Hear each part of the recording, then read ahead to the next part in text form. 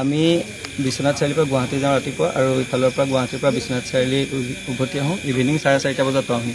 আজি 4:30 বজাত ইভিনিং পালোহি। বিশ্বনাথ চাৰিআলিত সকলো পেচেঞ্জাৰ নমাই পেলাই ঘৰমুৱা হৈছিলোঁ। বিশ্বনাথ চাৰিআলিৰ পৰা জামুগুৰি অভিমুখে আহিছিলোঁ। আহি থকা অৱস্থাত বিশ্বনাথ চাৰিআলিৰ সাধাৰুত স্পীড ব্ৰেকাৰৰ ওচৰত মই গাড়ীখন শ্ল' কৰিলোঁ। শ্ল' কৰাৰ পাছত যেতিয়া আকৌ ৰান কৰিছোঁ তেতিয়া পিছফালৰ পৰা 3-4খন সৰু গাড়ী পাৰ হৈ গ'ল।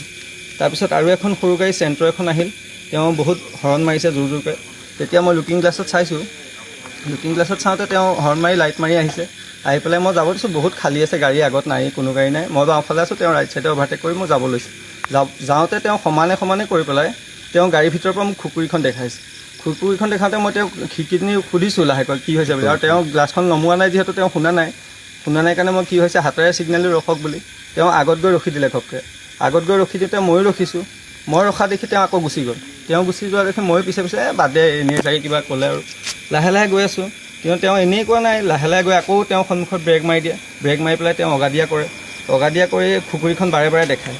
তেতিয়া মই এওঁলোকক ক'লোঁ যে খুকুৰীখন বাৰে বাৰে দেখাই যে ভাল কথা হোৱা নাই, আমি লাহে লাহে গৈ থাকোঁ। আমি লাহে লাহে গৈ আছোঁ, তেওঁ বাৰে বাৰে ব্ৰেক মাৰি আমাক অগাদিয়া কৰি বাৰে বাৰে খুকুৰীখন দেখায়। তেতিয়া তেওঁ অকলে আছিলে। যেতিয়া তেওঁ চাধাৰুৰ পৰা প্ৰতাপগড় মানলৈকে ছেইম কণ্ডিশ্যন, খুকুৰীখন দেখায়, ব্ৰেক মাৰি দিয়ে, অগাদিয়া কৰে।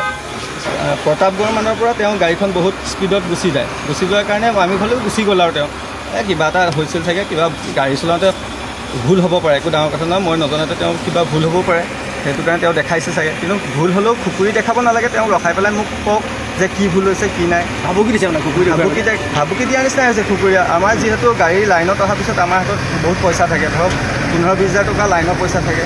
লাইনৰ পইচাখিনি থকাৰ পিছত অলপ ধৰক খুকুৰী এখন দেখুওৱা মানে আমাৰ ভয় ভাৱ এটা আহেও, যিহেতু আমি মালিকক পইচাখিনি নিদিয়ালৈকে আমাৰ ভয় ভাৱ এটা থাকিবই।